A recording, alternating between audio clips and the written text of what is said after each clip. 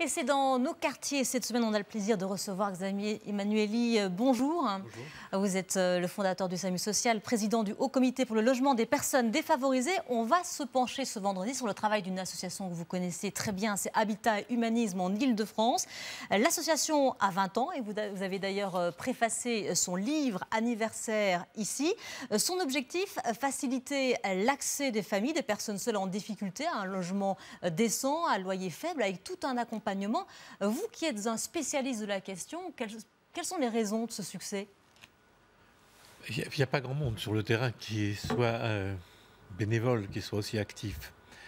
L'idée, c'est d'avoir un logement digne. Un logement, c'est un habitat, en fait. Un logement, c'est pas seulement une petite boîte, c'est aussi des voisins du dessus, du dessous, à côté. C'est aussi le café, la poste, les transports et des liens, surtout. Il s'est basé, le père Devers, qui est à la tête de Habitat Humanisme, il s'est basé sur le concept de pension de famille. Pension de famille que j'avais créé oui. En 1997, c'est l'idée que les gens soient à la fois autonomes, mais aussi avec un espace commun où créer des liens pour pension de famille. Et on oublie souvent que le logement, c'est aussi du lien. C'est aussi des voisins, c'est aussi d'habiter quelque part. Et Bernard Devers était agent immobilier, et puis il est devenu prêtre, et puis il a développé. Il a développé des tas de choses. Il a construit des logements, des accueils de jour, des pensions de famille, des EHPAD. C'est un homme extrêmement entreprenant. Des EHPAD, c'est ? C'est des établissements pour les personnes âgées dépendantes. Très bien. On va poursuivre notre discussion dans quelques instants. On va regarder tout simplement en images, c'est un peu le principe de la télévision, un reportage. C'est à Saint-Germain-en-Laye, c'est un chantier. Hein. Il est en construction.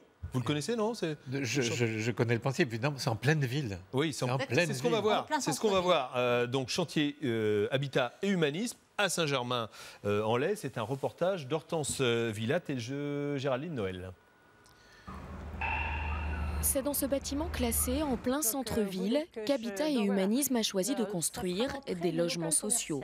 Il y aura 7 appartements, 4 T2 et 3 T1. Un programme immobilier dont la livraison est prévue en septembre 2013. Donc ici, nous avons le séjour, avec derrière nous la kitchenette. Programme destiné à des familles en difficulté.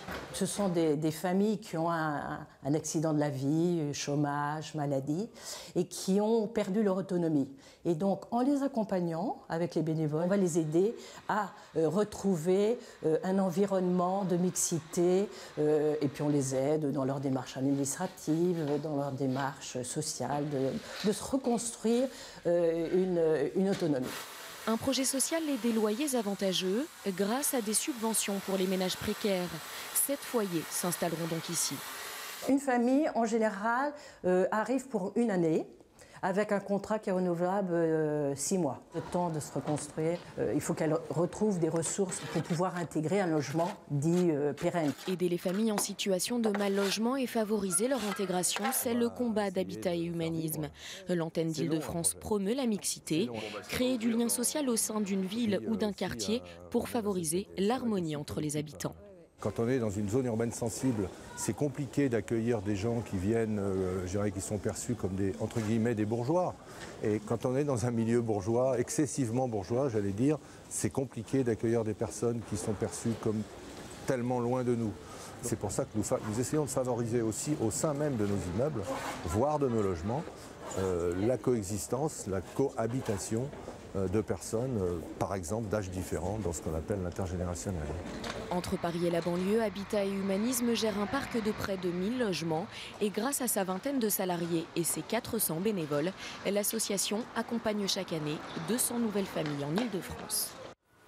Alors, on l'a vu dans le sujet, hein, Xavier Emmanuelli, l'un des piliers d'Habitat et Humanisme, c'est la mixité sociale. Finalement, on en revient toujours au même point, c'est-à-dire la loi SRU qui préconise 25% de logements sociaux dans les communes de plus de 3500 habitants. Le problème avec cette loi, c'est qu'elle n'est pas respectée, d'où l'intérêt d'une association comme celle-ci. Mais elle n'est pas respectée naturellement, on comprend des résistances. C'est pour ça qu'il faut aller au-devant, il faut essayer d'apprivoiser en quelque sorte.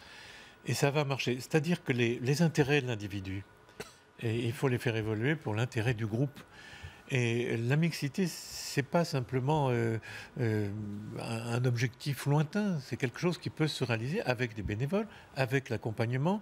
Évidemment, s'il y a des gens qui sont agressifs, essayer d'atténuer les différences, mais la mixité, je vous assure, c'est un objectif qu'on peut atteindre à condition de s'y mettre. Ça ne se fera pas naturellement, ça c'est sûr. Ouais. Vous venez d'employer le thème bénévole parce qu'on est, à travers ce reportage, dans la thématique de la précarité sociale qui malheureusement se développe. On nous dit il n'y a plus d'argent. Est-ce que, d'après vous, vous qui connaissez bien ce sujet, on doit faire le constat terrible qu'il va falloir s'habituer à cet état de fait, à la précarité sociale ? Ben non. Non, mais j'attendais pas que vous me disiez oui non plus. Mais maintenant, d'accord, non.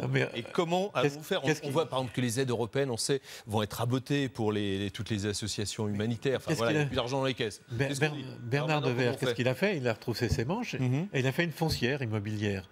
C'est-à-dire les gens qui ont des biens, en somme, un capital, eh ben, ils peuvent, je veux dire l'argent qui travaille tout seul, ils peuvent le placer, le mettre au service de ce projet social. Et puis vous savez, quand on dit logement social, les HLM étaient des logements sociaux. Très bien, au début des années 60. Voilà, mais je pense que quand on va construire des logements, moi je ne suis pas d'accord de dire logements sociaux.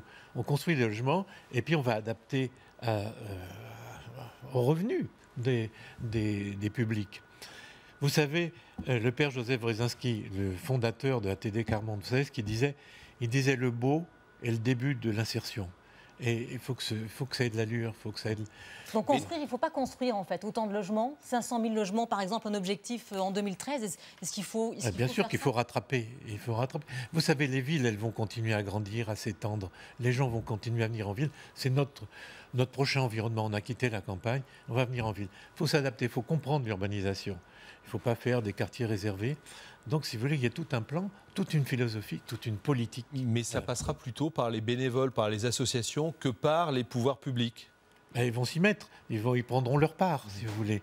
Mais c'est pas à eux d'être précurseurs, en fait. À vous entendre, on comprend que c'est plutôt... Je pense que... Les bénévoles, les associations. Mais aussi les salariés de ces associations. Je pense que quand on est légitimé par l'action, on prend l'initiative. Un bon politique doit récupérer les initiatives de terrain. C'est une vieille combine, ça marche toujours. Mais oui, mais ils ne sont pas dans la toute-puissance. Il faut bien que ça vienne quelque part. Eh ben, il faut s'y mettre. Et en s'y mettant, on entraîne le politique. Merci beaucoup. Merci beaucoup. Le message est entendu. Pour le message. À suivre sur LCI, on va prendre des nouvelles de la bourse.